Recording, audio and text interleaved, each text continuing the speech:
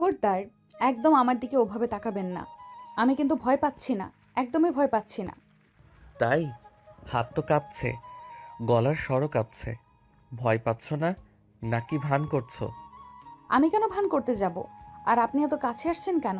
সরে যান বলছি। মা বলেছে বিয়ের রাতে বরেরা বাঘ হয়ে যায়। আপনি কি বাঘ? বাঘ নই, আমি তোমার স্বামী। আর এটা আমার রুম। এখানে আমি কোথায় দাঁড়াবো, কতটুকু কাছে আসবো, সেটা কি এখন পিচ্ছি একটা মেয়ের পারমিশন নিয়ে করতে হবে? এই খবরদার আমাকে পিচ্ছি বলবেন না। আমি কাল 17তে পড়েছি। আমি এখন আর ছোট নেই। আমার শাড়ি পরা দেখেও কি মনে হচ্ছে না আমি বড় হয়ে গেছি? শাড়ি পরলে যদি সবাই বড় হয়ে যেত তবে তো সমস্যাই ছিল না। শাড়িটা সামলাতে পারছো, আঁচল তো মাটিতে লুটোপুটি খাচ্ছে। তো আপনার কি? আমার শাড়ি আমি লুটোপুটি খাওয়াবো নাকি ঘর মুছবো, সেটা আমার ব্যাপার। আপনি জানতো এখান থেকে। আমি ঘুমাবো। বিছানার মাঝখানে বসে থাকলে ঘুমাবো কোথায়? ফ্লোরে? আহিয়ান ধীর পায়ে এগিয়ে এলো বিছানার দিকে। পরনে তার সাদা পায়জামা আর পাঞ্জাবি, যেটা বিয়ের আনুষ্ঠানিকতার জন্য এখনও পাল্টানো হয়নি।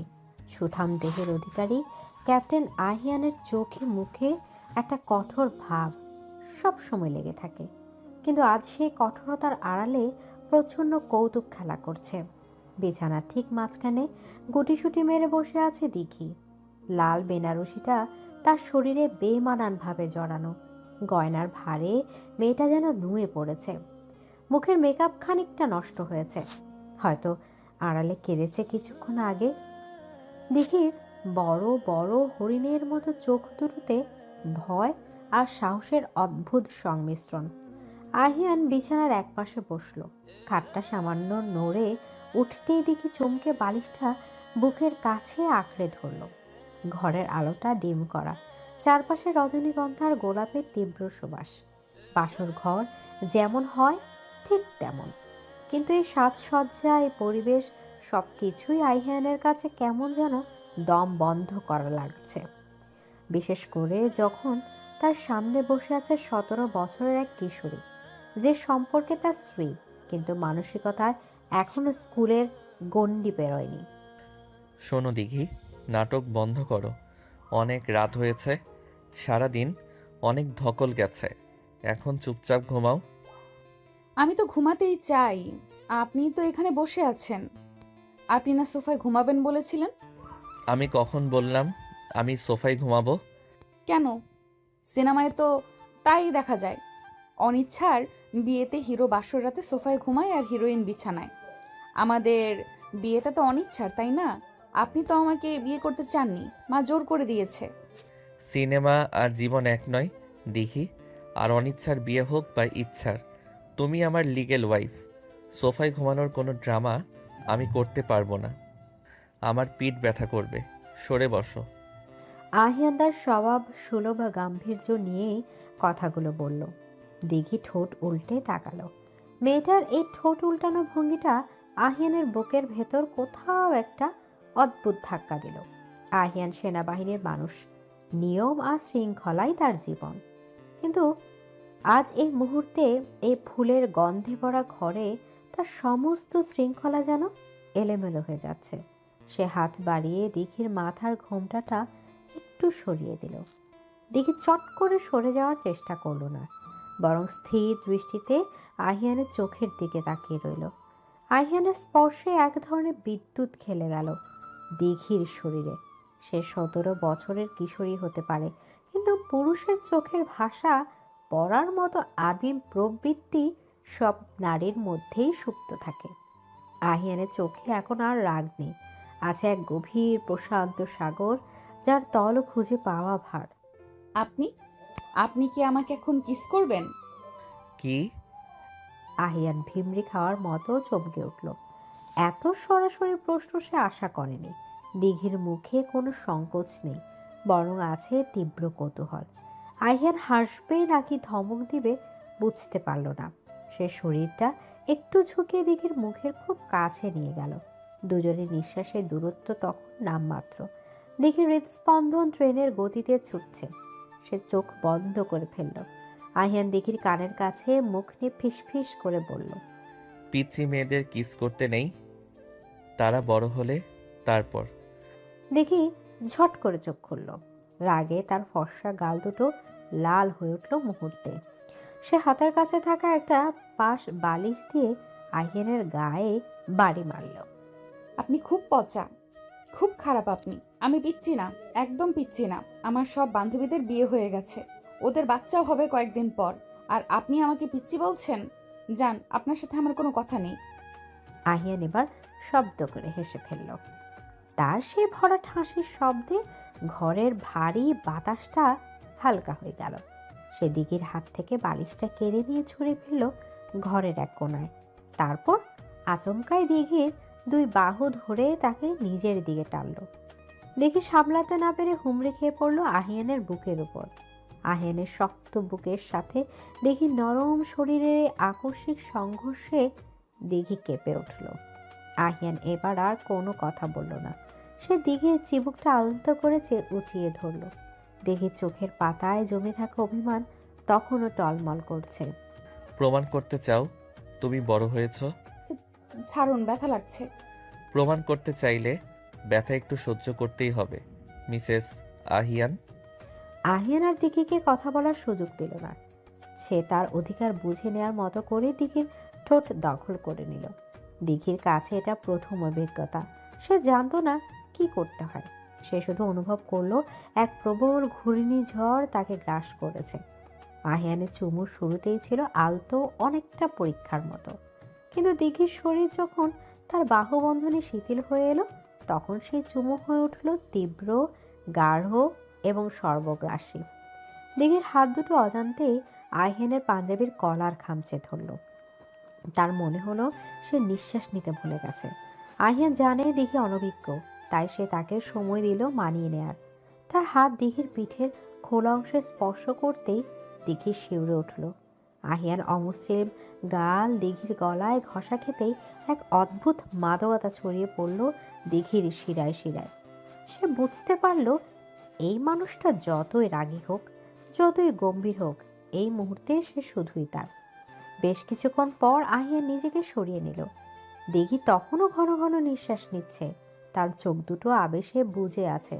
আহিয়ান দিঘির কপালে নিজের কপাল ঠেকিয়ে কিছুক্ষণ চুপ করে রইল। দুজনের নিঃশ্বাসের শব্দ ছাড়া ঘরে আর কোনো শব্দ নেই। এখন কি মনে হচ্ছে, বড় হয়েছ নাকি এখনো কার্টুন দেখার বয়স? আপনি একটা রাক্ষস। দিঘি ফিসফিস করে বলল, কিন্তু তার গলার স্বরে রাগের চেয়ে লজ্জাই বেশি। সে মুখ লুকালো আহিয়ানের বুকে। আহিয়ান তাকে দু হাতে জড়িয়ে ধরল। কিছুক্ষণ আগের সেই ঝগড়াটে পরিবেশটা এখন উধাও। সেখানে জায়গা করে নিয়েছে এক স্নিগ্ধ দাম্পত্যের সূচনা। আহিয়ান জানে দিঘির বয়স কম। তার চপলতা, তার ছেলে মানুষই সবই তাকে সহ্য করতে হবে। কিন্তু এই যে মিষ্টি একটা মেয়ে তার জীবনের সাথে জুড়ে গেছে, এটা ভেবে আহিয়ানের মনের কোণায় এক ধরনের ভালো লাগা কাজ করতে শুরু করলো, যদিও সে সেটা মুখে স্বীকার করবে না কখনো। পরদিন সকাল।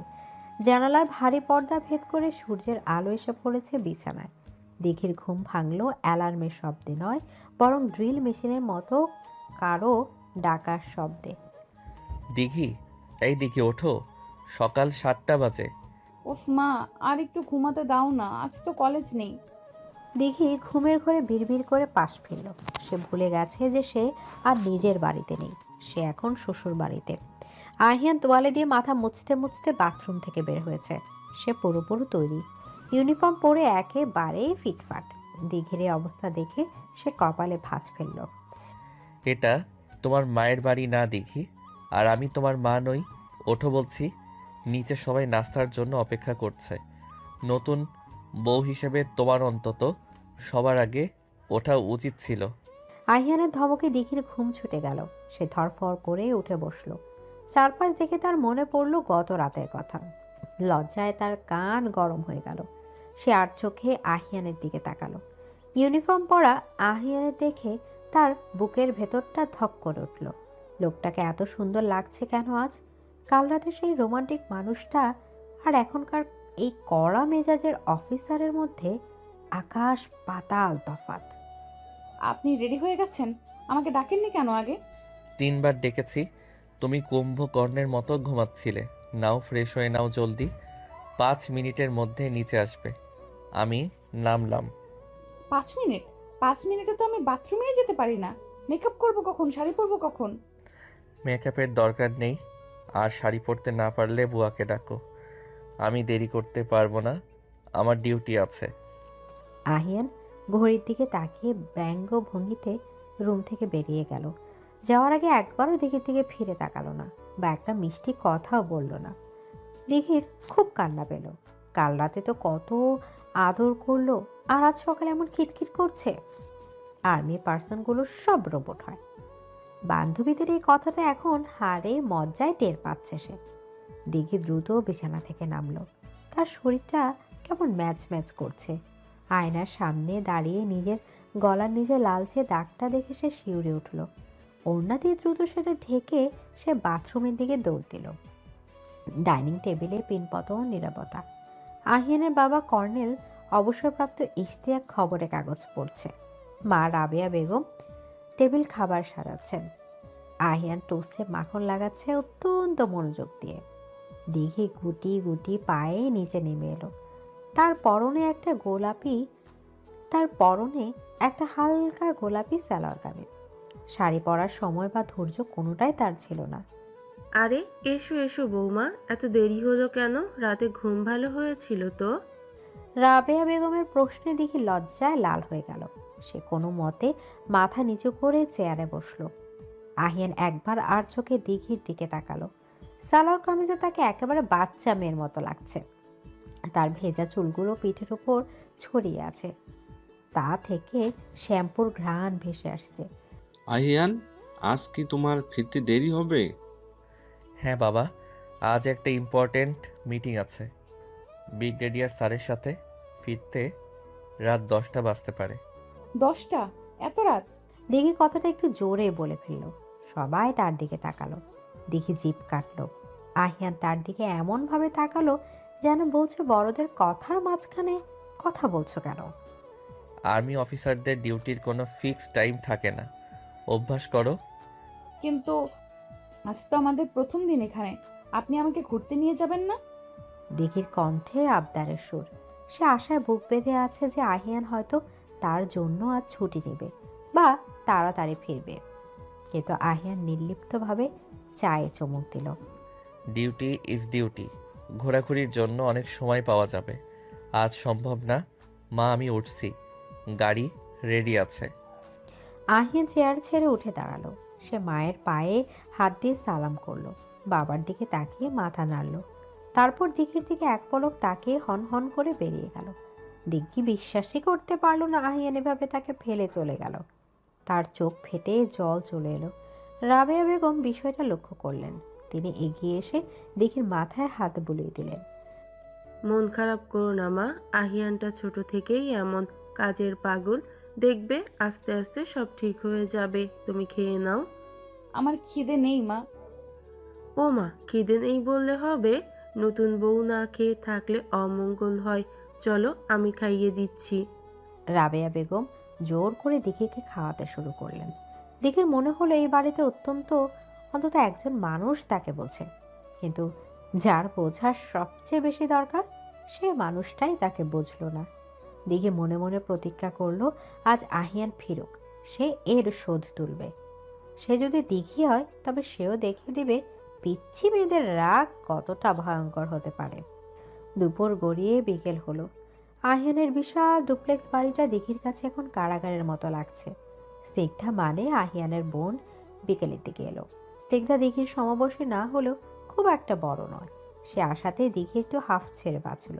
কি ভাবি, ভাইয়া তো দেখি তোমাকে একা ফেলে চলে গেছে। খুব বোর হচ্ছ, তাই না? বোর হচ্ছি মানে? মনে হচ্ছে মরে যাচ্ছি। তোমার ভাইয়া একটা হিটলার, কোনো ইমোশন নেই লোকটার মধ্যে। ভাইয়াকে হিটলার বললে? দাঁড়াও, ভাইয়াকে বলে দেব। তবে শোনো, ভাইয়া কিন্তু ওপর দিয়ে যতই শক্ত দেখাক, ভেতরটা একদম মাখনের মতো। তোমাকে শুধু সেই মাখনটা গলাতে জানতে হবে। আমি আর কিছু গলাতে পারবো না। কাল থেকে আমি আর কথাই বলবো না তার সাথে। দেখো তুমি। দিঘি আর স্নিগ্ধা মিলে আহিনের ঘরের সব জিনিসপত্র এলোমেলো করতে শুরু করলো। আহিয়ান অগোছালো একদম পছন্দ করে না। দিঘি ইচ্ছে করে আহিয়ানের বইয়ের র্যাক থেকে বই নামিয়ে বিছানায় ছড়ালো। তার ইউনিফর্মের ক্যাপটা নিয়ে আয়নার সামনে দাঁড়িয়ে সেলফি তুলল। স্নিগ্ধাও তাকে বাধা দিল না, বরং মজা পেতে লাগলো। দিঘির মাথায় তখন একটাই চিন্তা, আহিয়ানকে রাগাতে হবে। সে যদি দিঘিকে অবহেলা করে দেবে, তবে দিঘি তাকে জ্বালাবে। রাত 10টা, ঘড়ির কাঁটা টিকটিক করে জানান দিচ্ছে সময় বয়ে যাচ্ছে। দিঘি সোফায় বসে টিভি দেখছে, কিন্তু তার মন পড়ে আছে দরজার দিকে। বাইরে গাড়ির হর্ন বাজতে সে চট করে টিভি বন্ধ করে দিল। সে দ্রুত দৌড়ে গিয়ে বিছানায় শুলো এবং কম্বল মুড়ি দিয়ে এমন ভান করলো যেন সে গভীর ঘুমে আচ্ছন্ন। আহিয়ান ঘরে ঢুকলো। সে আজ বড্ড ক্লান্ত। বুট জুতা খোলার শব্দ হলো। আহিয়ান দেখল তার পরিপাটি ঘরটা যেন কোনো ঘূর্ণিঝড়ের কবলে পড়েছে। বিছানায় বই ছড়ানো, ড্রেসিং টেবিলে মেকআপের সরঞ্জাম খোলা, ফ্লোরে দিঘির ওড়না পড়ে আছে। আহিয়ানের মেজাজটা চড়ে গেল। সারাদিনের খাটুনির পর এসে এমন অগোছালো ঘর কার ভালো লাগে? দিঘি, এটা কি অবস্থা ঘরের? আহিয়ান চড়া গলায় ডাকলো। দিঘি নড়ল না, সে মরার মতো পড়ে রইল। আহিয়ান এগিয়ে এসে দিঘির কম্বলটা হ্যাচকা টানে সরিয়ে দিল। আমি জানি তুমি জেগে আছো, এই নাটক আমার সাথে করবে না। ওঠো বলছি, ঘর কে গোছাবে? আমি কেন গোছাবো? এটি কি আমার ডিউটি? আপনার ঘর আপনি গোছান। আমি কি আপনার বাড়ির আয়া? মুখে মুখে তর্ক করছো। তোমাকে সকালে বলে যাইনি ডিসিপ্লিন মেনটেন করতে? ডিসিপ্লিন তো বেড়াকে দেখাবেন। এটা ঘর, এখানে আমি যা খুশি তাই করব, আর আপনি আমাকে ধমকাবেন না। আমি বাবাকে ফোন করে বলবো আপনি আমাকে টর্চার করেন। দিঘি ফোন হাতে দিতেই আহিয়ান তার হাত থেকে ফোনটা কেড়ে নিয়ে বিছানায় ছুঁড়ে ফেলল। সে দিঘি 2 কাঁধ ধরে ঝাঁকিয়ে দিল। টর্চার কাকে বলে জানো? দেখবে টর্চার? কি করবেন? মারবেন? মারুন, মারুন আমাকে। আমি তো পিচ্চি মেয়ে, আমাকে মারাই তো সহজ, তাই না? দিঘির চোখে জল টলমল করছে। সে রাগে অভিমানে ফেটে পড়েছে। আহিয়া দিঘির কান্না ভেজা চোখের দিকে তাকিয়ে বেশিক্ষণ রাগ ধরে রাখতে পারল না। তার হাতের মুঠো শিথিল হয়ে উঠল। মেয়েটা আসলে অবহেলা সহ্য করতে পারেনি, তাই এমন করেছে। এটা বুঝতে আহিয়ারের বাকি রইল না। সে একটা দীর্ঘশ্বাস ফেলল। আমি মারবো না, কিন্তু তুমি আমাকে বাধ্য করছো কঠোর হতে। আপনি তো কঠোরই। আপনার দয়া মায়া কিচ্ছু নেই। সকালে আমাকে রেখে চলে গেলেন, একটা ফোনও তো করতে পারতেন। আমি সারাদিন আপনার জন্য। দেখে কথাটা শেষ করতে পারল না। কান্নায় তার গলা বুঝে এলো। সে বুক ঠেকে কাঁদতে শুরু করলো। আহিয়ান নিজেকে খুব অপরাধী মনে করলো। সত্যি তো, মেয়েটা নতুন এসেছে, তাকে একটু সময় দেওয়া উচিত ছিল। আহিয়া ধীর পায়ে এগিয়ে দিঘিকে জড়িয়ে ধরল। দিঘি প্রথমে বাধা দিল, ধাক্কা দিয়ে সরিয়ে দিতে চাইল, কিন্তু আহিয়া তাকে ছাড়ল না। সে দিঘিকে বুকের সাথে মিশিয়ে নিল। সরি। আমি আপনার সরি চাই না। আপনি পচা। আমি পচা? আমি হিটলার? আমি রোবট আর কিছু? আপনি একটা ইমোশনলেস শয়তান। আচ্ছা, মেনে নিলাম। এবার কান্না থামাও। দেখো আমি তোমার জন্য কি এনেছি। আহিয়ার পকেট থেকে একটা ছোট ক্যাডবেরি চকলেট বের করলো। দিঘি কান্নার ফাঁক দিয়ে চকলেটটা দেখলো। তার চোখ চকচক করে উঠল, কিন্তু সে সেটা প্রকাশ করলো না। আমি চকলেট খাই না। আমি কি বাচ্চা? ও, খাও না? ঠিক আছে, তাহলে আমি খেয়ে ফেলি। আহিয়া চকলেটের প্যাকেট খুলতে যাবে, অমনি দিঘি ছো মেরে সেটা নিয়ে নিল। আহিয়ার মুচকি হাসলো। সে দিঘির চোখের জল মুছে দিল। কাল থেকে চেষ্টা করব জলদি ফিরতে। প্রমিস? সত্যি? আর্মিনা মিথ্যা প্রমিস করে না। দিঘি এবার একটু হাসলো। আহিয়ার সে হাসির দিকে তাকিয়ে রইল। সারাদিনের ক্লান্তি যেন ওই এক চিলতে হাসিতেই ধুয়ে গেল। সে দিঘির কপালে একটা চুমু খেলো। চলো ঘরটা দুজনে মিলে গুছিয়ে ফেলি। তারপর? তারপর কি? তারপর কাল রাতের অসম্পূর্ণ কাজটা সম্পূর্ণ করব। আহিয়ারে দুষ্টামি ভরা চোখের দিকে তাকিয়ে দিঘি আবার লজ্জায় লাল হলো। সে চকলেটের প্যাকেটে বুক লুকালো। আহিয়ার বুঝলো এই পিচ্চি মেয়েটার সাথে জীবনটা খুব একটা বোরিং হবে না, বরং প্রতিটা দিন হবে এক নতুন যুদ্ধ, আর দিন শেষে এক মধুর সন্ধি। এভাবে শুরু হলো আহিয়ার দিঘির খুনসুটিতে ভরা সংসার। কিন্তু তারা জানতো না তাদের এই সাজানো গোছানো জীবনে সামনে কত বড় ঝড় অপেক্ষা করছে। নিয়তি হয়তো আড়ালেই হাসছিল, কারণ সুখের পরে যে দুঃখের ছায়া ঘনিয়ে আসে তা কে জানতো। ভোরে স্নিগ্ধ আলো জানালার কাঁচ ভেদ করে সরাসরি বিছানায় এসে পড়েছে। আহিয়ান অবশ্য জেগেছে অনেক আগে।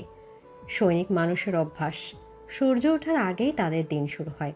কিন্তু আজ সে বিছানা ছাড়তে পারেনি। তার বুকের ওপর হাত রেখে নিশ্চিন্তে ঘুমাচ্ছে দিঘি। মেয়েটার ঘুমের মধ্যেও একটা অদ্ভুত মায়া আছে। এলোমেলো চুলগুলো আহিয়ানের গলার কাছে ছড়িয়ে আছে, আর তার শান্ত নিঃশ্বাসের উষ্ণতা আহিয়ানের বুকে এসে লাগছে। আহিয়ান একদৃষ্টিতে তাকিয়ে আছে তার নববিবাহিতা স্ত্রীর দিকে।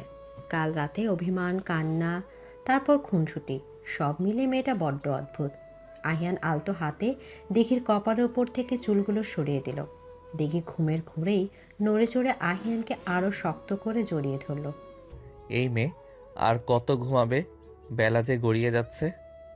ও আর একটু প্লিজ, ডিস্টার্ব করবেন না তো।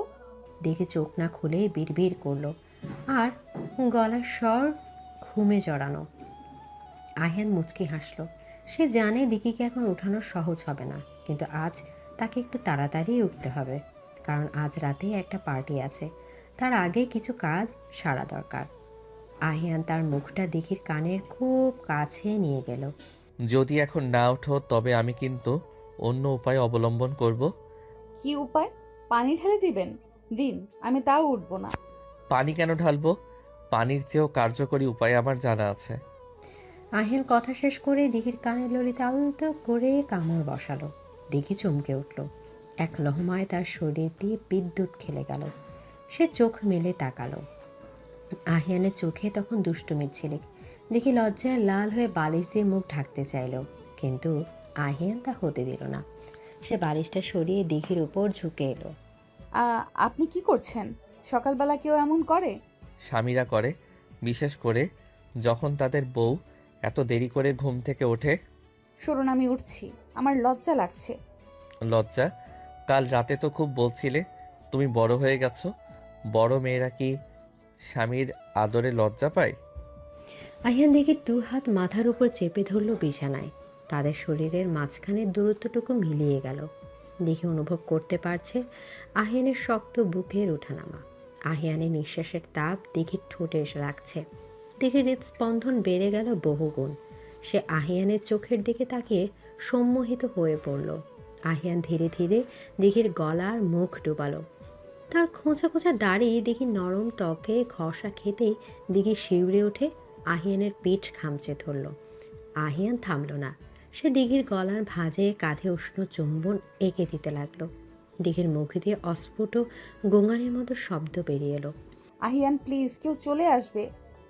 কেউ আসবে না, দরজা লক করা, আর আসলেও ফিরে যাবে।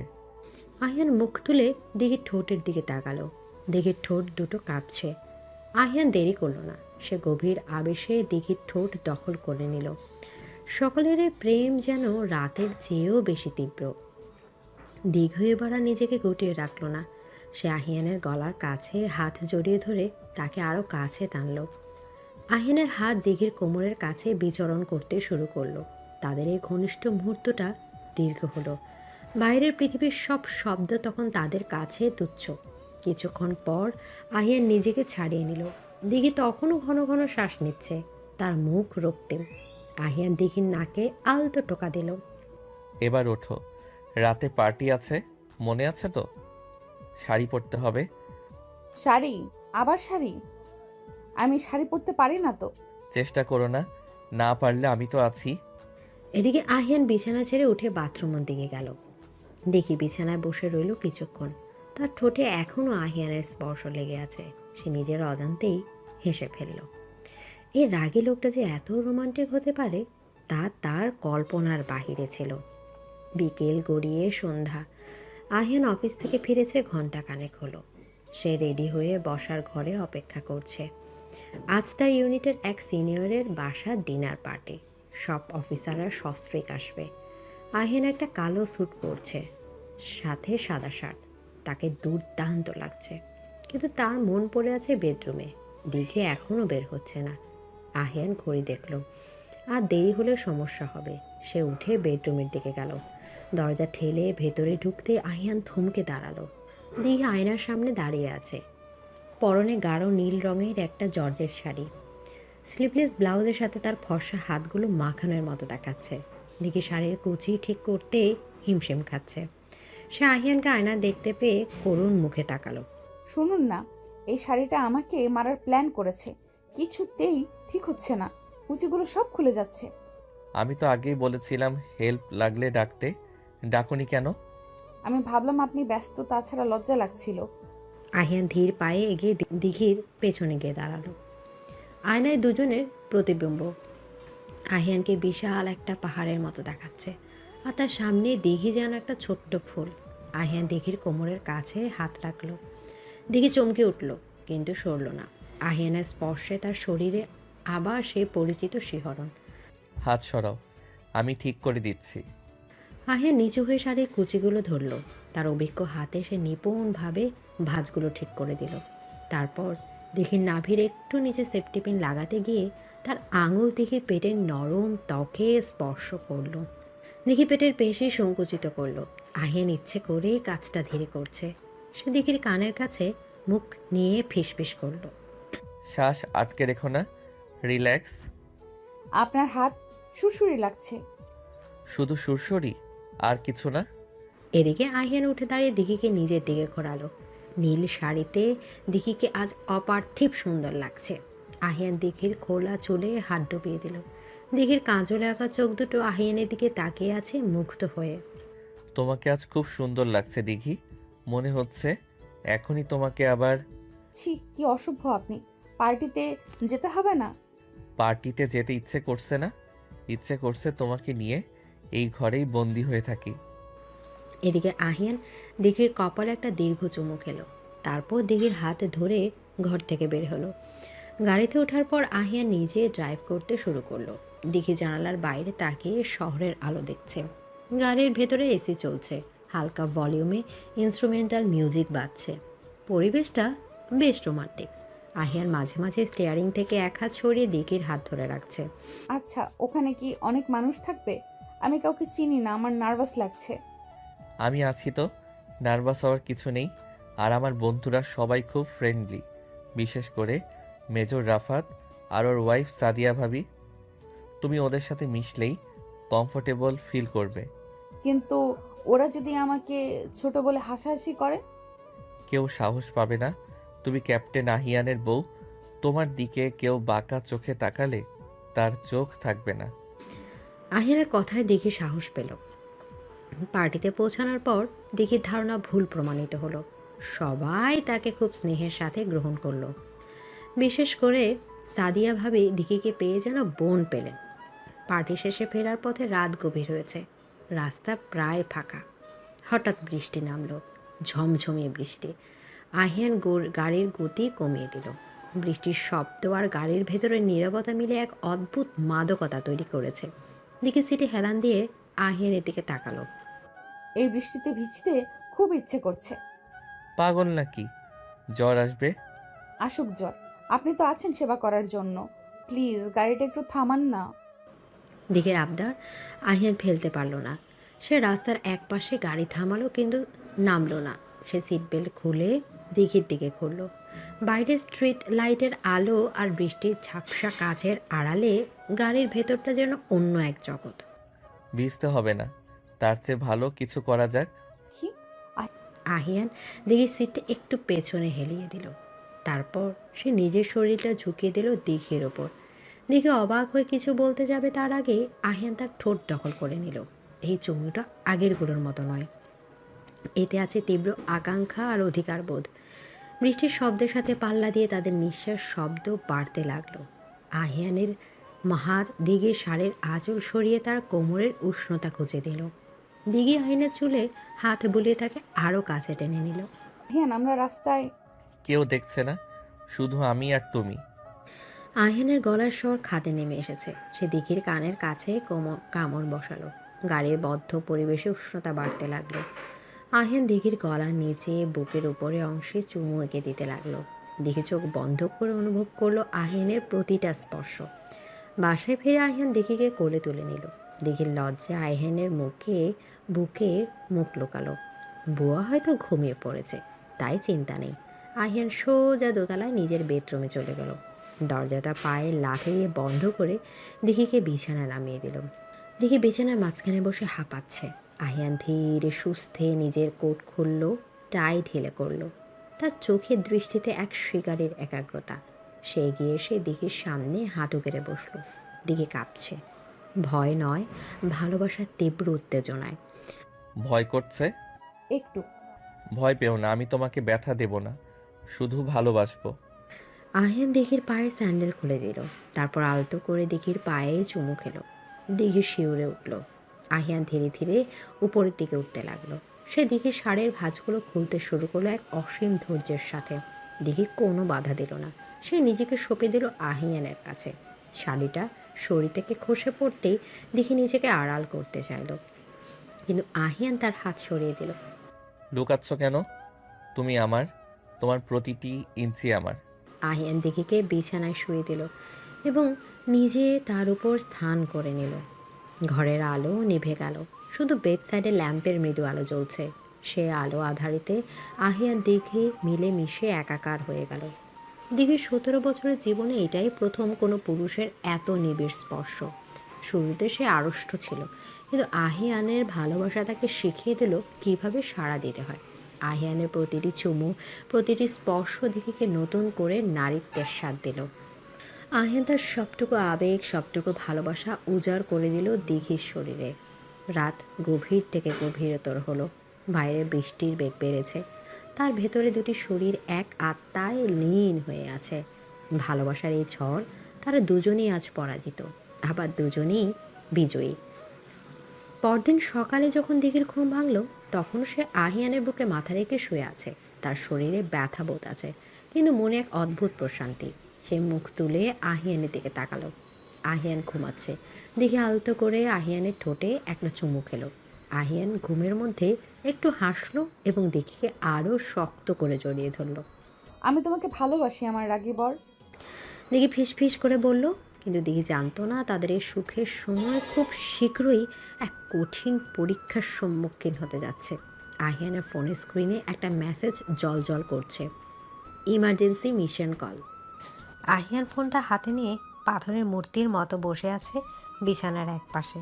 স্ক্রিনের আলো নিভে গেছে অনেক আগেই, কিন্তু তার চোখের সামনে এখনও ভাসছে সেই লাল রঙের লেখাটা, কোড রেড, ইমিডিয়েট ডিপ্লোময়েড। সেনাবাহিনীর ভাষায় এর অর্থ একটাই, সব কিছু ফেলে এখনই ছুটতে হবে। দেশ ডাকছে। আহিয়ান জানে এই ডাক উপেক্ষা করার কোনো উপায় নেই, কিন্তু তার বুকের ভেতরটা দুমড়ে মুচড়ে যাচ্ছে। কাল রাতে যে মেয়েটাকে কথা দিয়েছিল কখনো ছেড়ে যাবে না, আজ সকালে তাকে একা ফেলে মৃত্যুর মুখে ছুটতে হবে। দিঘি তখনও গভীর ঘুমে আচ্ছন্ন। তার ঠোঁটের কোণে এক চিলতে হাসি লেগে আছে। হয়তো স্বপ্নে সে আহিয়ানকে দেখছে। আহিয়ান আলতো করে দিঘির মাথায় হাত রাখলো। এ স্পর্শে আজ আর কোনো কামনার আগুন নেই, আছে শুধুই হাহাকার। দেখি, দেখি ওঠো। আহিয়ানের গলার স্বর খুব ভারী শোনালো। দিঘি নড়ে চড়ে উঠল। সে চোখ না খুলেই আহিয়ানের হাতটা নিজের গালের নিচে টেনে নিল। আর একটু ঘুমাও না প্লিজ, আজ তো কোথাও যাওয়ার নেই। যাওয়ার আছে দেখি, আমাকে যেতে হবে এখনই।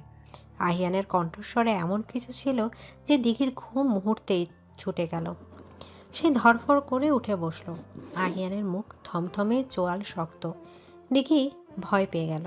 কাল রাতে সে রোমান্টিক মানুষটা যেন নিমিষেই হারিয়ে গেছে। কোথায় যেতে হবে? কি হয়েছে? মিশনে যেতে হবে। পাহাড়ে ঝামেলা হয়েছে, হাই কমান্ডের অর্ডার, আমাকে এখনই ইউনিট জয়েন করতে হবে। মানে এখনই? কিন্তু কিন্তু আমাদের তো আজ ঘুরতে যাওয়ার কথা ছিল, তুমি না বলেছিলে? আমি জানি আমি কি বলেছিলাম, কিন্তু এটা আর্মি দেখি, এখানে নিজের ইচ্ছার কোনো দাম নেই, ডিউটি ফার্স্ট। দেখি স্তব্ধ হয়ে গেল। তারও 17 বছরের মন এটা মেনে নিতে পারছে না। সে ভাবছিল তাদের এই সুখের দিনগুলো বুঝি অনন্তকাল চলবে। আহিয়ান বিছানা ছেড়ে উঠে আলমারি থেকে তার ট্রাভেল ব্যাগটা নামালো। সে দ্রুত হাতে ইউনিফর্ম, বুট, প্রয়োজনীয় কাগজপত্র গোছাতে শুরু করলো। দেখি ফ্যাল করে তাকিয়ে রইল। আহিয়ানকে এভাবে ব্যাগ গোছাতে দেখে তার বুকের ভেতরটা ফাঁকা হয়ে যাচ্ছে। মনে হচ্ছে কেউ যেন কলেজাটা ছিঁড়ে দিচ্ছে। দিঘি খাট থেকে নেমে আহিয়ানের হাতটা চেপে ধরল। যেও না, প্লিজ যেও না। অন্য কাউকে পাঠাতে বলো না। তোমার কি যেতেই হবে? পাগলামি করো না, আমি ক্যাপ্টেন। আমার টিম আমার জন্য অপেক্ষা করছে। আমি না গেলে ওরা নেতৃত্বহীন হয়ে পড়বে। কিন্তু আমার কি হবে? আমি কাকে নিয়ে থাকবো? আমি যে তোমাকে ছাড়া কিছু চিনি না এই বাড়িতে। দিঘির গলা ধরে এলো কান্নায়। আহিয়ান কাজ থামিয়ে দিঘির দিকে তাকালো। মেয়েটার চোখ দিয়ে অঝরে জল পড়ছে। আহিয়ান নিজেকে আর ধরে রাখতে পারল না। সে ব্যাগটা নিচে রেখে দিঘিকে সবটুকু শক্তি দিয়ে বুকে জড়িয়ে ধরল। দিঘি আহিয়ানের বুকে মুখ গুজে ডুকরে কেঁদে উঠল। কাঁদছো কেন বোকামে? আমি তো মরে যাচ্ছি না, ফিরে আসবো। খুব তাড়াতাড়ি ফিরে আসবো। যদি না আসো, টিভিতে দেখি যুদ্ধে গেলে অনেকে আর ফেরে না। চুপ, একদম চুপ। বাজে কথা বলবে না। আমি কথা দিচ্ছি আমি আসবো, তোমার জন্য আসবো। এই পিচ্চি বউটাকে জ্বালানোর জন্য হলেও আমাকে ফিরে আসতে হবে। আহিয়ান দিঘির মুখটা তুলে ধরল। তার দু চোখে জল, কিন্তু ঠোঁটে এক ম্লান হাসি। সে দিঘির চোখের জল মুছে দিল। তারপর কপালে একটা দীর্ঘ চুমু খেলো। এই চুমুতে কোনো তাড়াহুড়া নেই, আছে এক গভীর আশ্বাস। আহিয়ান জানে তার হাতের সময় খুব কম। দিঘি শোনো, তুমি এখন আর শুধু দিঘি নও, তুমি একজন সোলজারের ওয়াইফ। তোমাকে শক্ত হতে হবে। আমি না থাকা অবস্থায় মা বাবার খেয়াল রাখবে, আর নিজের খেয়াল রাখবে। ঠিকমতো খাবে, ঘুমাবে। আমি পারবো না শক্ত হতে। আমি তোমার সাথে যাব। আমাকে ব্যাগে ভরে নিয়ে চলো। ব্যাগে তো জায়গা হবে না, তোমাকে তো আমি হৃদয়ে ভরে নিয়ে যাচ্ছি। আহিয়ান আবার কাজে মনোযোগ দিল। দেখি এবার আর কাঁদল না। সে চোখ মুছে আহিয়ানের পাশে বসলো। সে নিজ হাতে আহিয়ানের মোজা, গেঞ্জি আর প্রিয় পারফিউমটা ব্যাগে ভরে নিল। আহিয়ান অবাক হয়ে দেখল, কিছুক্ষণ আগে সেই অবুঝ কিশোরী মেয়েটা কেমন দায়িত্বশীল হয়ে উঠেছে। দেখি জানে এখন কেঁদে আহিয়ানকে দুর্বল করা যাবে না, তাকে সাহস দিতে হবে। ব্যাগ গোছানো শেষ। আহিয়ান ইউনিফর্ম পরে তৈরি। মাথায় ব্যারেট ক্যাপ, পায়ে চকচকে বুট, কাঁধে ব্যাজ। আহিয়ানকে এখন সত্যিকারের বীরের মতো লাগছে। কিন্তু দিঘির কাছে সে শুধুই তার আহিয়ান। নিচে সবাই অপেক্ষা করছে। আহিয়ানের মা রাবেয়া বেগম আঁচল দিয়ে চোখ মুছলেন। বাবা ইশতিয়াক সাহেব গম্ভীর মুখে দাঁড়িয়ে আছেন, কিন্তু তার চোখে উদ্বেগের ছায়া। আহিয়ান সবার পায়ে হাত দিয়ে সালাম করল। সাবধানে থাকিস বাবা, ঠিকমতো খাওয়া দাওয়া করিস, আর পৌঁছানো মাত্র ফোন দিবি। চিন্তা করো না মা, দোয়া করো। বিপ্রো মাই সন, দেশের মান রেখেছ। আহিয়ান বাবার দিকে তাকিয়ে সেলুট দিল। তারপর সে দিঘির দিকে ফিরল। দেখি দরজার পিলারে হেলান দিয়ে দাঁড়িয়ে আছে। সে প্রাণপণে কান্না চাপার চেষ্টা করছে। আহিয়ান সবার সামনে এগিয়ে গিয়ে দিঘির হাতটা ধরল। আসছি। আমি অপেক্ষা করব। 1 বছর হলেও অপেক্ষা করব। আহিয়ান দিঘির হাতটা আলতো করে চাপ দিল। তারপর আর পেছনে না তাকিয়ে হন হন করে বেরিয়ে গেল। গাড়ি স্টার্ট নেওয়ার শব্দ হলো। তারপর ধীরে ধীরে সে শব্দও মিলিয়ে গেল। দিঘি দৌড়ে বারান্দায় গেল। গেট দিয়ে আহিয়ানের জিপটা বেরিয়ে যাচ্ছে। ধুলো উড়িয়ে গাড়িটা দৃষ্টিসীমার বাইরে চলে গেল। দিঘি আর দাঁড়িয়ে থাকতে পারল না। সে সেখানে ফ্লোরে বসে পড়ল। তার মনে হলো আহিয়ান তার শরীর থেকে প্রাণটা নিয়ে চলে গেছে। এখন পড়ে আছে শুধু একটা জ্যান্ত লাশ। শুরু হলো দিঘির একাকিত্বের দিনলিপি। বিশাল বাড়িতে এখন খা খা করে। আহিয়ানের ঘরটা গোছানো, কিন্তু প্রাণহীন। দিঘি রাতে ঘুমাতে পারে না। সে আহিয়ানের বালিশটা বুকে জড়িয়ে ধরে শুয়ে থাকে। বালিশে আহিয়ানের গায়ের গন্ধ লেগে আছে। সেই গন্ধ শুকে দিঘি একটু স্বস্তি খোঁজে। মাঝে মধ্যে সে আহিয়ানের শার্ট গায়ে দিয়ে আয়নার সামনে দাঁড়ায়। নিজেকে দেখে তার হাসি পায়, আবার কান্নাও পায়। 3 দিন কেটে গেছে। আহিয়ানের কোনো ফোন নেই।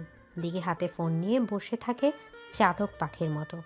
টিভিতে খবরের চ্যানেলগুলো সবসময় চালু থাকে। পাহাড়ি এলাকায় সেনাবাহিনীর অপারেশন চলছে, এটুক খবর ছাড়া আর কিছুই জানা যাচ্ছে না। দিঘি খাওয়া দাওয়া প্রায় ছেড়ে দিয়েছে। রাবেয়া বেগম জোর করে 2-1 লোকমা খাওয়ান। চতুর্থ দিন বিকেলে দিঘির ফোনটা বেজে উঠল। স্ক্রিনে অচেনা নাম্বার। দিঘির বুক ধক ধক করে উঠল। সে কাঁপা কাঁপা হাতে রিসিভ করলো। হ্যালো। দিঘি। ওই প্রান্ত থেকে ভেসে আসা পরিচিত কণ্ঠস্বর শুনে দিঘির চোখ দিয়ে জল গড়িয়ে পড়ল।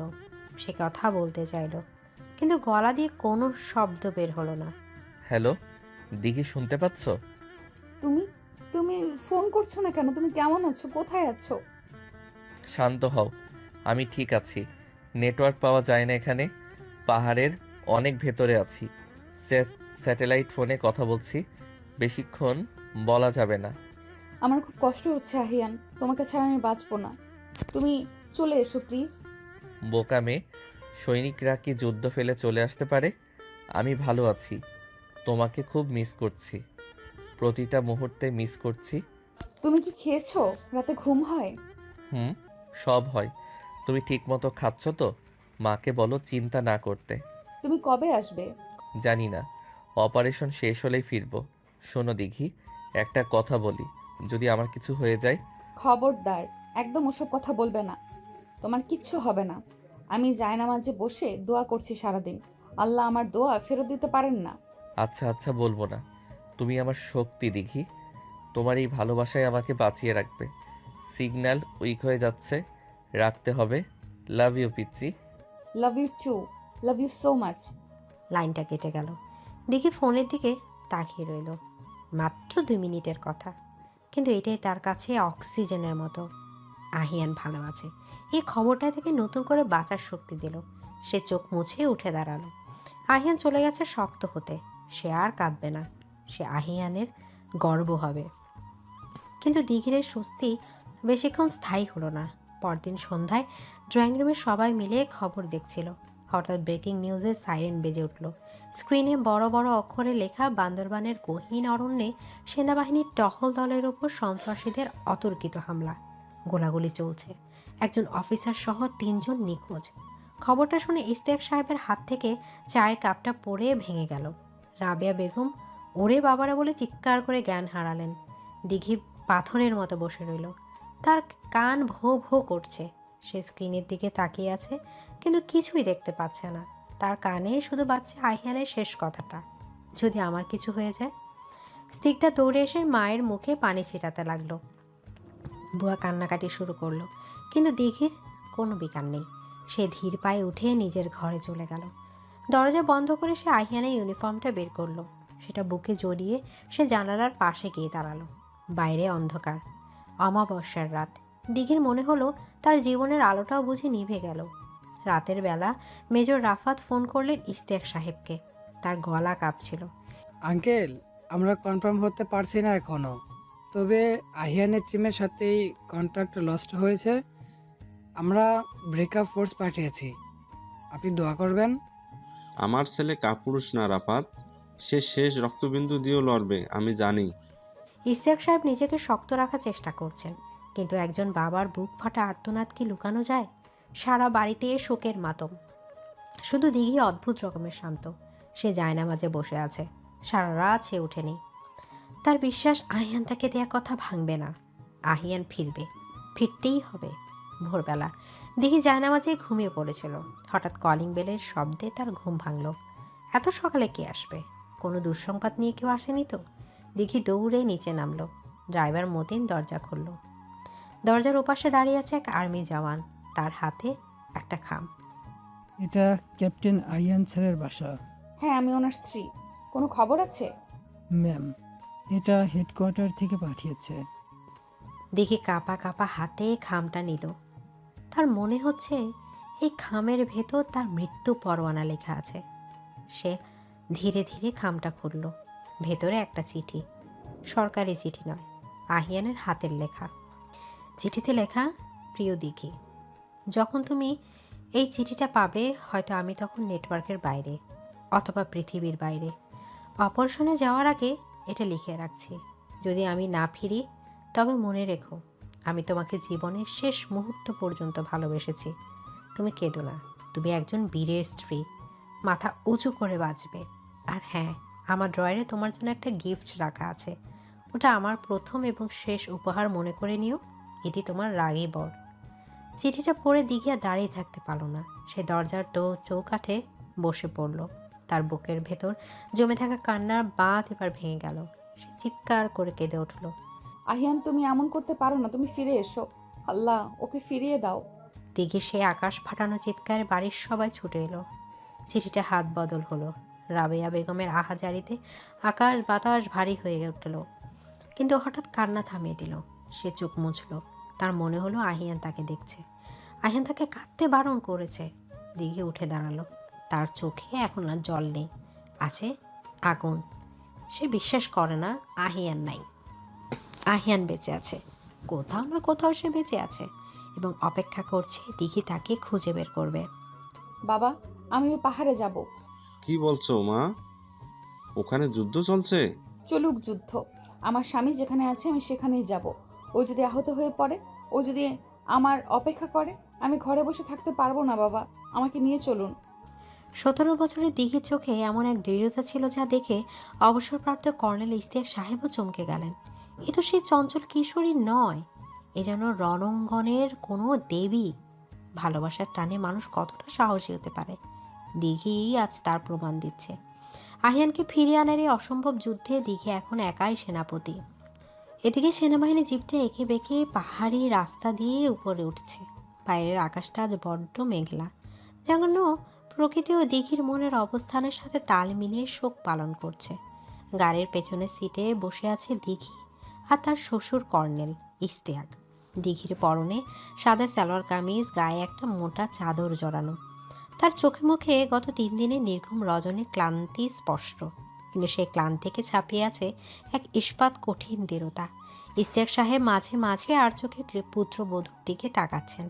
এই মেয়েটাকে তিনি এতদিন চঞ্চল অবুঝ ভেবে এসেছেন, কিন্তু আজ তিনি দিঘির মধ্যে এক অন্য নারীকে দেখেছেন, যে নারী স্বামীর জন্য মৃত্যুকেও আলিঙ্গন করতে প্রস্তুত।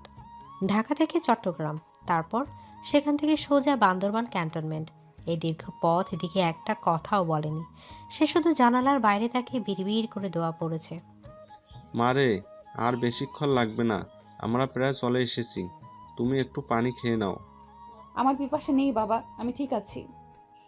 মেজর আপাত ফোন করেছিল, ওরা নাকি জঙ্গলের গভীরে কিছু আলামত পেয়েছে, কিন্তু কনফার্ম কিছু বলতে পারছে না। তুমি মানসিক প্রস্তুত নিয়ে রেখো মা। আমার প্রস্তুতি নেওয়াই আছে বাবা, আহিয়ান বেঁচে আছে। আমার মন বলছে ও বেঁচে আছে, আর আমার মন কখনো মিথ্যা বলে না। দিঘির কণ্ঠে এতটুকু কম্পন নেই। ইশতিয়াক সাহেব দীর্ঘশ্বাস ফেললেন। ক্যান্টনমেন্টের গেটে গাড়ি থামলো। কড়া চেকিংয়ের পর তাদের গাড়ি ভেতরে ঢুকলো। ক্যান্টনমেন্টের পরিবেশটা আজ থমথমে। সাইরেনের শব্দ, জওয়ানদের দৌড়াদৌড়ি, অ্যাম্বুলেন্সের আনাগোনা সব মিলিয়ে এক যুদ্ধকালীন পরিস্থিতি। গেস্ট হাউসের সামনে মেজর রাফাত দাঁড়িয়েছিলেন। তার ইউনিফর্ম ধুলাবালি মাখা, চোখে মুখে বিষণ্ণতা। তিনি এগিয়ে এসে ইশতিয়াক সাহেবকে স্যালুট দিলেন। স্যার, আপনি কেন কষ্ট করে এলেন? পরিস্থিতি ভালো না। ঘরে বসে থাকতে পারলাম না আরাফাত। আর ওকে তো চেনো, আমার ছেলের বউ। ও তো আমাকে জ্বালিয়ে মারলো আসার জন্য। কোনো খবর আছে? ভাবি, আপনি এখানে? এটা সিভিলিয়ানদের জন্য নিরাপদ জায়গা নয়। আমার স্বামী যেখানে নিরাপদ নয়, সেখানে আমি নিরাপদ থেকে কি করব ভাইয়া? আমাকে শুধু বলুন আহিয়ান কোথায়। ভাবি, আমরা একটা এনকাউন্টার জন্য আমাদের দলে কয়েকজনের উপস্থিতি টের পেয়েছি, কিন্তু এলাকাটা খুব দুর্গম। হেলিকপ্টার ল্যান্ড করতে পারছে না। আমাদের গ্রাউন্ড টিম এগোচ্ছে, তবে তবে কি থামলেন কেন? তবে ওখানে প্রচুর রক্তপাত হয়েছে। যারা বেঁচে আছে তারা কি অবস্থায় আছে আমরা জানি না। বিকেলের মধ্যে রেস্কিউ টিম ফিরবে। আপনাদের গেস্ট হাউসে অপেক্ষা করতে হবে। অপেক্ষা, এই শব্দটা দিঘির কাছে এখন সবচেয়ে ঘৃণ্য শব্দ। সে আর অপেক্ষা করতে চায় না। গেস্ট হাউসের রুমে দিঘি পায়চারি করতে লাগলো। প্রতিটা সেকেন্ড তার কাছে এক একটা যুগের মতো মনে হচ্ছে। দুপুরের খাবার এলো, কিন্তু কেউ স্পর্শ করলো না। বিকেল গড়িয়ে সন্ধ্যা নামলো। হঠাৎ বাইরে হেলিকপ্টারের শব্দ শোনা গেল। দেখি বিদ্যুৎ বেগে রুম থেকে বেরিয়ে এলো। ইশতিয়াক সাহেবও তার পিছু নিলেন। ক্যান্টনমেন্টের হেলিপ্যাডে একটা বিশাল MI-17 হেলিকপ্টার ল্যান্ড করেছে। প্রোপেলারের হাওয়ায় ধুলো উঠছে। দেখি দৌড়ে সেদিকে যেতে চাইলো, কিন্তু কয়েকজন সৈনিক তাকে আটকে দিল। ম্যাম, সামনে যাবেন না, ডেঞ্জারাস জোন। আমাকে যেতে দাও, আমার আহিয়ান এসেছে, আমি জানি ও এসেছে। হেলিকপ্টারের দরজা খুলল। স্ট্রেচারে করে একের পর এক আহত সৈনিকদের নামানো হচ্ছে। কারোর পায়ে ব্যান্ডেজ, কারোর মাথায়। রক্তে তাদের ইউনিফর্ম ভিজে একাকার। দেখি উন্মাদের মতো খুঁজছে সেই পরিচিত মুখটা। প্রথম স্ট্রেচার না, এটা আহিয়ান নয়। দ্বিতীয় স্ট্রেচার, এটাও না। দিঘির বুকটা থক করে উঠল। তবে কি আহিয়ান নেই? তবে কি সে ফেরেনি? তৃতীয় স্ট্রেচারটা নামানো হলো খুব সাবধানে। সৈনিকটির সারা শরীর চাদর দিয়ে ঢাকা, শুধু মুখটা খোলা, কিন্তু সেই মুখ চেনার উপায় নেই। রক্ত, কাদার, বারুদের গালিতে মাখামাখি, অক্সিজেন মাস্ক লাগানো। দেখে এক ঝটকায় সৈনিকদের হাত ছাড়িয়ে দৌড়ে গেল স্ট্রেচারটার কাছে। আহিয়ান, দেখি চিৎকারে আশেপাশে সবাই থমকে গেল। দেখে হুমড়ে খেয়ে পড়লো স্ট্রেচারের উপর। হ্যাঁ, এই সেই পরিচিত গন্ধ, রক্তের গন্ধ ছাপিয়েও আহিয়ানের গায়ে সে বিশেষ সুবাস দেখে চিনতে ভুল করেনি। আহিয়ানের চোখ বন্ধ, কপালের এক পাশ থেকে রক্ত গড়িয়ে পড়ছে, হাতের কোণের কাছে হাড় বেরিয়ে গেছে এমন ক্ষত। দেখি কাঁপা কাঁপা হাতে আহিয়ানের গালে হাত রাখলো, শরীরটা বরফের মতো ঠান্ডা। এই শুনছো? চোখ খোলো, আমি এসেছি, তোমার দিঘি এসেছে। তুমি না বলেছিলে ফিরে আসবে? এই কি তোমার ফিরে আসা? চোখ খোলো বলছি। ডাক্তাররা দিঘিকে সরিয়ে দেওয়ার চেষ্টা করলেন। আহিনের অবস্থা খুব ক্রিটিক্যাল, তাকে ইমিডিয়েটলি ওডিতে নিতে হবে। মেজর রাফাত দিঘিকে ধরে সরালেন। ভাবি প্লিজ ইমোশনাল হবেন না, ওকে ট্রিটমেন্ট দিতে দিন। ওর পালস খুব উইক, দেরি হলে আমরা ওকে বাঁচাতে পারবো না। ওকে বাঁচাতেই হবে ভাইয়া। যদি ওর কিছু হয় আমি কিন্তু এই ক্যান্টনমেন্ট জ্বালিয়ে দিব। আমি কাউকে ছাড়বো না। দিঘির এই রুদ্রমূর্তি দেখে রাফাতও চমকে গেলেন। স্ট্রেচারটা দ্রুত সিএমএইচের দিকে নিয়ে যাওয়া হলো। দিঘি ছুটল স্ট্রেচারের পেছন পেছন। ইস্তেক সাহেবও দৌড়ালেন। ওটির দরজা বন্ধ হয়ে গেল দিঘির মুখের উপর। লাল বাতি জ্বলে উঠল। দিঘি দরজার কাঁচে কপাল ঠেকে দাঁড়িয়ে রইল। তার চোখ দিয়ে এখনো জল পড়ছে না, সে পাথর হয়ে গেছে। 3 ঘন্টা, দীর্ঘ 3 ঘন্টা ধরে অপারেশন চলল। দিঘি এক ফোঁটা পানিও খায়নি, এক মুহূর্তের জন্যও বসেনি। সে দরজার দিকে তাকিয়ে বিড় করে কথা বলে যাচ্ছে, যেন আহিয়ান তার কথা শুনতে পাচ্ছে। অবশেষে ওটির দরজা খুলল। ডাক্তার বেরিয়ে এলেন, তার মুখ ঘামে ভেজা। তিনি মাস্ক খুললেন। ডাক্তার, আমার ছেলে। Sir, operation successful. গুলিটা বুকের খুব কাছ দিয়ে গেছে, লাংসে সামান্য ইনজুরি হয়েছে, প্রচুর রক্তক্ষরণ হয়েছে। আমরা রক্ত দিয়েছি, তবে আগামী 24 ঘন্টা খুব ভাইটাল। জ্ঞান না ফেরা পর্যন্ত কিছু বলা যাচ্ছে না। আমরা তাকে আইসিইউতে শিফট করেছি। আমি ওর কাছে যাব। এখন তা সম্ভব না ম্যাম, ইনফেকশনের ভয় আছে। আমি কিচ্ছু জানি না, আমাকে যেতে দিন। আমি ওকে ছুঁয়ে না দিলে ও সুস্থ হবে না। ও শুধু আমার কথা শোনে। প্লিজ ডাক্তার আঙ্কেল, আমাকে আটকাবেন না। দিঘির গলার আকুতিতে ডাক্তারের মন গলল। তাছাড়া ইস্তেক সাহেবের দিকে তাকিয়ে তিনি না করতে পারলেন না। ঠিক আছে, শুধু 5 মিনিট, আর দূর থেকে দেখবেন, টাচ করবেন না। দিঘি অ্যাপ্রন পরে মাস্ক লাগিয়ে আইসিইউতে ঢুকলো। চারপাশের মেশিনের বিপ বিপ শব্দে ঘরটা যান্ত্রিক হয়ে আছে। মাঝখানে বেডে শুয়ে আছে আহিয়ান, তার শরীরে অসংখ্য নল লাগানো। দিঘি ধীর পায়ে এগিয়ে গেল। আহিয়ানের ফর্সা মুখটা এখন ফ্যাকাশে, ঠোঁট দুটো নীল হয়ে আছে।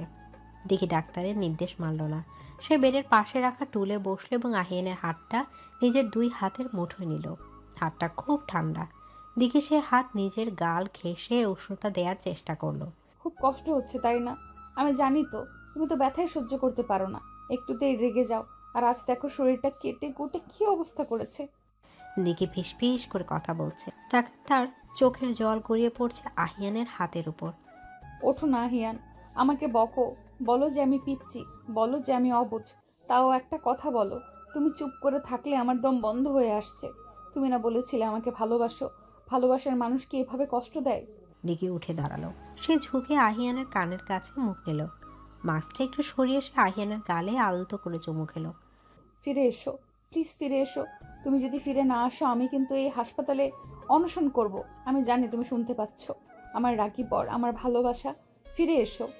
হঠাৎ মনিটরে হার্টবিটের রেখাটা একটু দ্রুত ওঠানামা করলো। দিঘি চমকে মনিটরের দিকে তাকালো।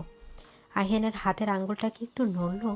দেখি নিজের মনের ভুল ভাবলো, কিন্তু না, এবার স্পষ্ট। আহিয়ানের আঙ্গুলটা দিঘির হাতের উপর চাপ দিল, খুব সামান্য, কিন্তু দিঘির কাছে সেটাই পৃথিবীর শ্রেষ্ঠ অনুভূতি।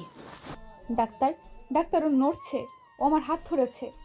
এদিকে ডাক্তার এবং নার্সরা ছুটে এলেন। দিঘিকে তারা বাইরে বের করে দিলেন চেক আপের জন্য। দিঘি কাচের বাহিরে দাঁড়িয়ে দেখলো ডাক্তাররা ব্যস্ত হয়ে পড়েছেন। তার মুখে হাসি ফুটল, কান্নার জলে ভেজা সেই হাসি যেন বিজয়ের হাসি। আরও 2 দিন পর আহিয়ানকে কেবিনে দেওয়া হয়েছে। জ্ঞান ফিরেছে কিন্তু শরীর খুব দুর্বল। দিঘি এই দুদিন হাসপাতাল ছেড়ে কোথাও যায়নি। সে আহিয়ানের কেবিনে বসে আছে। আহিয়ান চোখ মেলে তাকালো। ঝাপসা দৃষ্টিতে সে দেখলো তার পাশে কেউ একজন বসে আছে। চুলগুলো এলোমেলো, চোখের নিচে কালি। দিঘি, আহিয়ানের গলার স্বর খুব ক্ষীণ। দিঘি চমকে তাকালো। আহিয়ান জেগেছে। সে দ্রুত পানির গ্লাস রেখে আহিয়ানের কাছে এলো। আমি আছি, আমি এখানেই আছি, পানি খাবে? না। তুমি এখানে কেন? এটা তো ডেঞ্জার জোন। তুমি যেখানে আমি সেখানে, ডেঞ্জার জোন হোক আর জাহান্নাম হোক। পাগল মেয়ে, তোমাকে বাড়ি যেতে বলেছিলাম না, কথা শোনোনি কেন? ইচ্ছি মেয়েরা কি বড়দের সব কথা শোনে? আর তুমি তো আমাকে একা রেখে চলে গিয়েছিলে। আমি এসেছি আমার জিনিস বুঝে নিতে। আমি কি কোনো জিনিস? হ্যাঁ, তুমি আমার, শুধুই আমার। দেখে আহিয়ানের বুকের ওপর মাথা রাখলো। আহিয়ান কষ্টে হাত তুলে দেখে চুলে হাত বুলিয়ে দিল। দেখে আহিয়ানের হার্টবিট শুনতে পাচ্ছে। এই শব্দটা তার কাছে এখন মিউজিকের মতো। দিঘি, কাছে এসো। কাছেই তো আছি। আরো কাছে। দেখে মুখ তুলে তাকালো। আহিয়ানের চোখে গভীর তৃষ্ণা। মৃত্যুর মুখ থেকে ফিরে আসা মানুষটা তার জীবন সঙ্গিনীকে অনুভব করতে চায়। দেখে বুঝলো। সে উঠে বেডের উপর বসলো। আহিয়ান এক হাত দিয়ে দিঘির কোমর জড়িয়ে ধরলো। দিঘি আহিয়ানের ঠোঁটের উপর নিজের আঙ্গুল রাখলো। কথা বলো না, এনার্জি লস হবে। এনার্জি দরকার নেই, তোমাকে দরকার। এদিকে আহিয়ান দিঘির আঙুল সরিয়ে তার ঠোঁট দখল করে নিল। হাসপাতালে স্যালাইনের গন্ধের মাঝে, ব্যান্ডেজের ব্যথার মাঝে এই চুমু যেন এক নতুন জীবনের সঞ্জীবনী সুধা। দিঘি সাবধানতার সাথে আহিয়ানকে জড়িয়ে ধরল যাতে তার ক্ষতে চাপ না লাগে। আহিয়ান দিঘির নিজের ঠোঁট কামড় বসালো, যেন নিশ্চিত হতে চাইল এটা স্বপ্ন নয়। দেখি চোখ দিয়ে জল গড়িয়ে পড়ল, কিন্তু এটা আনন্দের জল। আহিয়ানের জিহ্বা দিঘির মুখের ভেতর গভীর অন্বেষণে ব্যস্ত। দিঘি অনুভব করলো আহিয়ানের শরীরের উত্তাপ। এই উত্তাপ তাকে পোড়াচ্ছে না, বরং তাকে পূর্ণতা দিচ্ছে। বেশ কিছুক্ষণ পর তারা থামল। দুজনেরই শ্বাস প্রশ্বাস ভারী। আহিয়ান দিঘির কপালে কপাল ঠেকিয়ে রাখলো।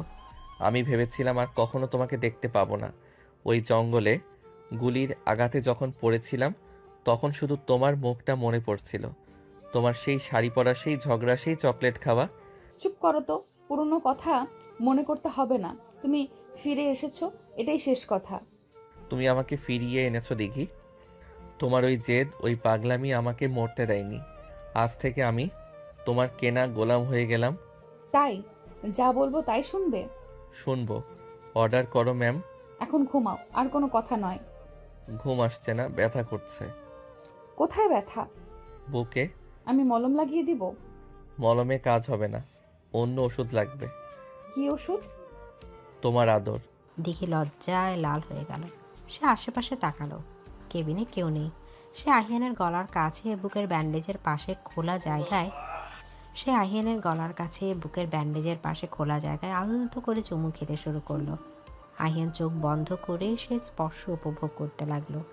দিঘির ভেজা চুলের স্পর্শ, তার ঠোঁটের উষ্ণতা আহিয়ানের সব ব্যথা ভুলিয়ে দিল। আহিয়ান বুঝতে পারলো যুদ্ধক্ষেত্রে তাকে সৈনিক বানিয়েছে ঠিকই, কিন্তু এই মেয়েটা তাকে মানুষ বানিয়েছে। এমন একজন ভালোবাসার মানুষ যার পাশে আছে, তার মৃত্যু নেই। রাতের কেবিনে তখন এক অদ্ভুত মায়াবী পরিবেশ।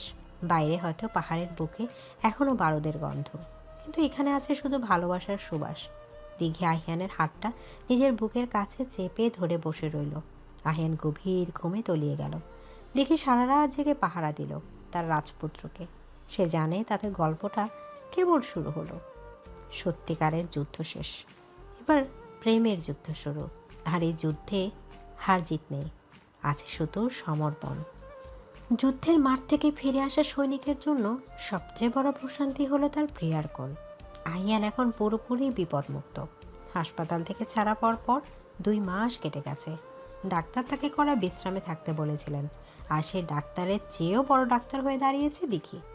গত 2 মাসে দেখি আহিয়ানকে এক মুহূর্তের জন্য চোখের আড়াল করেনি। আহিয়ানের ওষুধের সময়, খাবারের মেনু, এমনকি সে কতক্ষণ ফোনে কথা বলবে, সব কিছুর রুটিন এখন দিঘির হাতে। সেই চঞ্চল কার্টুন পাগল মেয়েটা এখন পুরো দস্তুর একজন সেবিকা এবং কর্ত্রী। আহিয়ান বারান্দায় বেতের চেয়ারে বসে বাইরের বৃষ্টির দিকে তাকিয়ে আছে। তার বুকের ক্ষতটা শুকিয়ে গেছে, কিন্তু মনের ভেতর দিঘির প্রতি ভালোবাসাটাও যেন আরও দগদগে হয়ে উঠেছে। সে দেখলো দিঘি ট্রে হাতে করে ধোয়া ওটা স্যুপ নিয়ে আসছে। দিঘির পরনে এখন শাড়ি। আহিয়ানের আবদারে সে এখন প্রায় শাড়ি পরে। এই যে মিস্টার সোলজার, আবার বৃষ্টি দেখছেন? ঠান্ডা বাতাস লাগবে তো, ভেতরে চলুন। বাতাস লাগলে কিছু হবে না, আমি এখন ফিট। তুমি আমাকে ঘর বন্দি করে রেখেছো কেন? একদম কথা বলবেন না, চুপচাপ স্যুপটা খেয়ে নিন। ডাক্তার বলেছে এখনো প্রোটিন দরকার। স্যুপ খেতে খেতে আমার জিভে শ্যাওলা পড়ে গেল। আজ একটু ঝাল কিছু খাওয়াও না, ফুচকা বা বিরিয়ানি। অসম্ভব, ওইসব বাইরের খাবার এখন নিষিদ্ধ। লক্ষ্মী ছেলের মতো এটা খেয়ে নিন, নয়তো আমি খাইয়ে দিব। আহিয়ান মুচকি হাসল। দিঘির এই শাসন তার ভালোই লাগে। সে দিঘির হাত থেকে বাটিটা নিচে নিল। সে দিঘির হাত থেকে বাটিটা নিতে গেল, কিন্তু দিঘি দিল না। দিঘি নিজেই চামচ দিয়ে স্যুপ তুলে আহিয়ানের মুখের সামনে ধরল। আহিয়ান বাধ্য ছেলের মতো খেলো। দিঘির কপালে বিন্দু বিন্দু ঘাম, শাড়ির আঁচল কোমরে গোজা। এই সাধারণ রূপটাই আহিয়ানের কাছে অসাধারণ লাগে। দেখি, কাল আমার মেডিকেল চেক আপের রিপোর্ট আসবে। আমি জানি, ইনশাল্লাহ সব ভালো আসবে। যদি রিপোর্ট ভালো আসে তবে আমি তোমাকে একটা গিফট দেব। কি গিফট? আবার চকলেট? না, তার চেয়েও বড় কিছু, সারপ্রাইজ। পরদিন রিপোর্ট এলো। আহিয়ান সম্পূর্ণ ফিট। সে আবার জয়েন করতে পারবে, তবে আরও 1 সপ্তাহ বিশ্রাম নেওয়ার অনুমতি আছে। রিপোর্ট পজিটিভ আসতে আহিয়ান আর দেরি করলো না। সে দিঘিকে বলল ব্যাগ গুছিয়ে নিতে। দিঘি অবাক হলো, কিন্তু প্রশ্ন করলো না। সে এখন আহিয়ানকে অন্ধের মতো বিশ্বাস করে। গাড়ি ছুটছে সিলেটের পথে। আঁকাবাঁকা পাহাড়ি রাস্তা, দুপাশে চা বাগান। আহিয়ান ড্রাইভ করছে, পাশে দিঘি। গাড়িতে বাজছে পুরনো দিনের রোমান্টিক গান। দিঘি জানালার কাচ নামিয়ে দিল। ঠান্ডা বাতাস এসে তার চুলে বিলি কেটে যাচ্ছে। আমরা কোথায় যাচ্ছি আহিয়ান? বলেছিলাম না সারপ্রাইজ পৌঁছে দেখো। কিন্তু এত দূরে, মা বাবা চিন্তা করবে না? পারমিশন নেওয়া আছে, আর এটা আমাদের হানিমুন যেটা বাকি ছিল। হানিমুন শব্দটা শুনে দিঘি লজ্জায় লাল হয়ে গেল। বিয়ের পর ঝগড়া, মান অভিমান আর আহিয়ানের মিশনের কারণে তাদের কোথাও যাওয়া হয়নি। আজ এতদিন পর এই সুযোগটা দিঘির কাছে স্বপ্নের মতো লাগছে। সন্ধ্যা নাগাদ তারা পৌঁছলো শ্রীমঙ্গলের এক বিলাসবহুল ইকো রিসোর্টে। রিসোর্টটা টিলার উপর, চারপাশ ঘন জঙ্গল। তাদের জন্য বুক করা হয়েছে একেবারে নির্জন একটা কটেজ, যার নাম মেঘের বাড়ি। কটেজের বারান্দায় দাঁড়ালে মনে হয় আকাশ ছোঁয়া যাবে। ভেতরে কাঠের কারুকাজ, বিশাল গ্লাস উইন্ডো, আর মাঝখানে একটা রাজকীয় বিছানা। বিছানাটা লাল গোলাপের পাপড়ি দিয়ে সাজানো। দেখি ঘরে ঢুকে মুগ্ধ হয়ে গেল। আহিয়ান, এটা এটা সত্যি? আমি স্বপ্ন দেখছি না তো? এটা সত্যি দেখি, এটা তোমার জন্য। গত 2 মাস তুমি আমার জন্য যা যা করেছো তার তুলনায় এটা কিছুই না। আহিয়ান দিঘির পেছনে এসে দাঁড়ালো। দিঘির পিঠে নিজের বুক ঠুকিয়ে সে দিঘির কানে ফিস ফিস করে বলল, ফ্রেশ হয়ে নাও, রাতে ডিনার করবো ক্যান্ডেল লাইটে। আমার খুব ভালো লাগছে আহিয়ান। দিঘি ঘুরে আহিয়ানকে জড়িয়ে ধরল। আহিয়ান দিঘির মাথায় চুমু খেলো। কটেজের পরিবেশটা এত রোমান্টিক যে বাতাসেই যেন প্রেমের গন্ধ। রাতে বারান্দায় ক্যান্ডেল লাইট ডিনারের আয়োজন করা হয়েছে। আকাশে পূর্ণিমার চাঁদ, নিচে জোনাকি পোকার মেলা। দিঘি একটা লাল রঙের বেনারসি শাড়ি পরেছে, সাথে স্লিভলেস ব্লাউজ, চুলে বেলি ফুলের মালা। আহিয়ান কালো পাঞ্জাবিতে বরাবরের মতোই সুদর্শন। খাওয়ার ফাঁকে ফাঁকে আহিয়ান দিঘির দিকে মুগ্ধ দৃষ্টিতে তাকিয়ে আছে। তোমাকে আজ পরীর মতো লাগছে। আর আপনাকে রাজপুত্রের মতো, কিন্তু রাগী রাজপুত্র। এখন আর রাগ নেই, এখন শুধু ভালোবাসা আছে। খাওয়া শেষ করে তারা ঘরে ঢুকলো। আহিয়ান রিমোট দিয়ে জানালার পর্দাগুলো সরিয়ে দিল। গ্লাসের উপাশে চাঁদের আলো বন্যায় ভাসছে। আহিয়ান মিউজিক সিস্টেমের খুব ধীর লয়ের একটা ইনস্ট্রুমেন্টাল মিউজিক চালিয়ে দিল। দেখি বিছানার পাশে দাঁড়িয়ে কাঁচের বাইরে তাকিয়েছিল। আহিয়ান ধীর পায়ে তার দিকে এগিয়ে গেল। দেখে অনুভব করলো আহিয়ানের হাতের স্পর্শ তার কোমরে, সে শিউরে উঠল। দেখি, ডাক্তার আমাকে ফিট ঘোষণা করেছে, তার মানে এখন আর কোনো রেস্ট্রিকশন নেই। আমি জানি। তুমি কি প্রস্তুত? আহিয়ান দিঘিকে নিজের দিকে ঘোরালো। দিঘির চোখ অবনত, ঠোঁট কাঁপছে। আহিয়ান দিঘির চিবুক ধরে মুখটা তুলে ধরল। চাঁদের আলোয় দিঘির ফর্সা মুখটা অপার্থিব দেখাচ্ছে। আহিয়ান আর অপেক্ষা করলো না, সে দিঘির ঠোঁটে নিজের ঠোঁট মিলিয়ে দিল। শুরুতে চুমুটা ছিল ধীর, যেন আহিয়ান দিঘির অনুমতি চাইছে, কিন্তু দিঘি যখন আহিয়ানের গলায় হাত রেখে তাকে কাছে টানলো, তখন সে চুমু হয়ে উঠল বাঁধ ভাঙা। আহিয়ান দিঘিকে পাঁজাগোলা করে কোলে তুলে নিল। দিঘি আহিয়ানের গলায় মুখ লুকালো। আহিয়ান তাকে বিছানায় শুয়ে দিল ফুলের পাপড়ির উপর। আহিয়ান, লাইটটা অফ করবে না? না, আজ আমি তোমাকে দেখব, চাঁদের আলোয় তোমাকে ভালোবাসবো। আহিয়ান দিঘির উপর ঝুঁকে এলো। সে দিঘির শাড়ির আঁচল সরিয়ে দিল। দিঘির বুকের ওঠানামা দ্রুত হয়েছে। আহিয়ান দিঘির গলায় ঘাড়ে উষ্ণ চুম্বন এঁকে দিতে লাগলো। আর খোঁচা দাড়ি দিঘির ত্বকে ঘষা খেতেই দিঘি আবেগে চোখ বুজে ফেলল। আহিয়ানের হাত দিঘির পিঠের অনাবৃত অংশ বিচরণ করছে। দিঘির মনে হলো সে গড়ে যাচ্ছে। আহিয়ান দিঘির ব্লাউজের ফিতা খুলে দিল। দিঘি নিজেকে আড়াল করার চেষ্টা করলো না আজ। সে জানে এই পুরুষটা তার, সম্পূর্ণ তার। আহিয়ান দিঘির প্রতিটি অঙ্গ প্রত্যঙ্গে পূজা করতে লাগলো তার স্পর্শ দিয়ে। আহিয়ান। কষ্ট হচ্ছে? না, ভালো লাগছে, খুব ভালো লাগছে। দিঘির এই স্বীকারোক্তি আহিয়ানকে আরো উন্মাদ করে তুলল। সে দিঘির শাড়িটা শরীর থেকে আলগা করে দিল। দুজনেই এখন আদিম সত্তায় লীন। আহিয়ান দিঘির সারা শরীরে ভালোবাসার চিহ্ন এঁকে দিল। দিঘি আহিয়ানের পিঠ খামচে ধরলে উত্তেজনায়। তাদের নিঃশ্বাসের শব্দ আর বাইরে ঝিঝি পোকার ডাক মিলে মিশে একাকার হয়ে গেল। আহিয়ান যখন চূড়ান্ত মিলনের জন্য দিঘির সাথে একাত্ম হলো, দিঘির চোখ দিয়ে এক ফোঁটা জল গড়িয়ে পড়ল। এটা বেদনার নয়, পূর্ণতার। আহিয়ান দিঘির কানে কানে বলল, আমি তোমাকে ভালোবাসি দিঘি, আমার জীবনের চেয়েও বেশি। আমিও তোমাকে খুব ভালোবাসি আমৃত্যু। সে রাতে মেঘের বাড়ির কটেজে দুটি শরীর এক আত্মায় পরিণত হলো। আহিয়ানের পৌরুষ আর দিঘির নারীত্ব মিলে মিশে একাকার হয়ে গেল। তাদের ভালোবাসার উত্তাপ হার মানালো পাহাড়ের শীতের রাতকে। ভালোবাসার ঝড়ে তারা দুজন ভাসতে ভাসতে ক্লান্ত হয়ে পড়ল একসময়, কিন্তু তৃপ্তির রেশ রয়ে গেল। পরদিন সকালে ঘুম ভাঙল পাখির ডাকে। দিঘি চোখ মেলে দেখলো আহিয়ান তার দিকে তাকিয়ে আছে।